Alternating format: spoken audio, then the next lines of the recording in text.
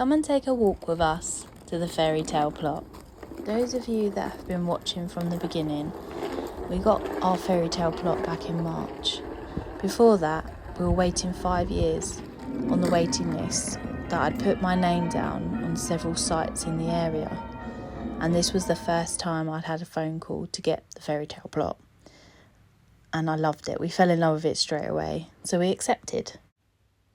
So we didn't know that we hadn't been taken off the waiting list once we'd accepted. So we just carried on with our projects and learning about gardening and just carrying on as normal, really.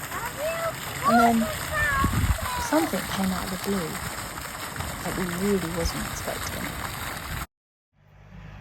Early this month, I got a phone call that completely caught me off guard. Someone rang to tell me that I'd reached the top of the waiting list for an allotment site that's much closer to my house. And I suddenly thought, what if I could walk there in 5 minutes? You know? So all them thoughts started racing through my head. It felt like someone had thrown a big spanner in the works. Exciting, but a bit overwhelming. I mean, I actually know the site really well. I walk past it all the time, and I've seen the sheds, the greenhouses, the neat little plots lined up side by side. Part of me felt thrilled, but another part of me felt this strange guilt, because my current allotment, although it's a 40-minute walk away, is something I've poured so much love and effort into. I've brought it up to scratch. I've grown so many crops this year and built a real attachment to it. So suddenly I found myself in a real conundrum. I even asked for opinions online, and a lot of people told me to just go for it. It was a no-brainer. So I did the sensible thing and booked an appointment. I went down early one Saturday morning and had a proper look around. The steward showed me the available allotment plots. They were nice, workable, full of potential, but as I was standing there, something just didn't feel right. I realised I couldn't see how the space would work with the children. The plots were opened, all joined up, no sense of separation or safety, and I couldn't picture the kids exploring freely without me worrying. That's when I realised how different my current allotment is.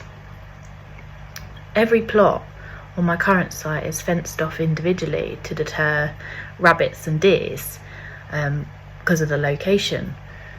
It feels more like our own little garden rather than just a strip of land next to strangers. There's a space for the kids to run, explore and be themselves safely, and that's what really matters to me. In that moment I knew that the new plot wasn't the right fit for us as a family.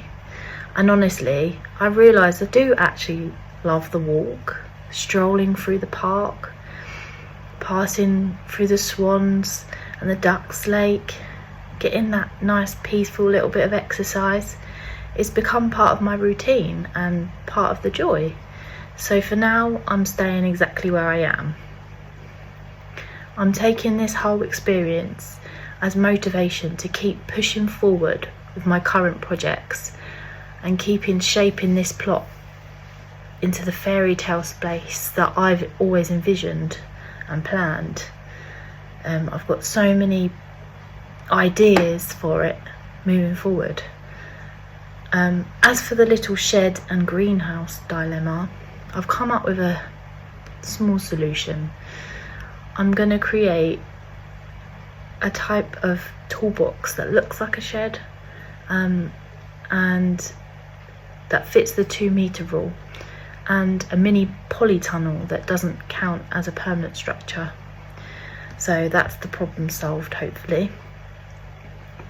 There's even talk that our site might be becoming committee-led soon, due to the recent announcement from the government. So the council were considering handing the running over of the allotments to the plot holders. So that's a big thing, exciting changes ahead. So that's where I'm at, choosing the plot that my heart is attached to, a place that's right for the kids and us as a family, embracing the walk and the exercise. I'm feeling newly inspired to make this space truly mine. Thanks for following along, and I can't wait to share the next chapter to you all.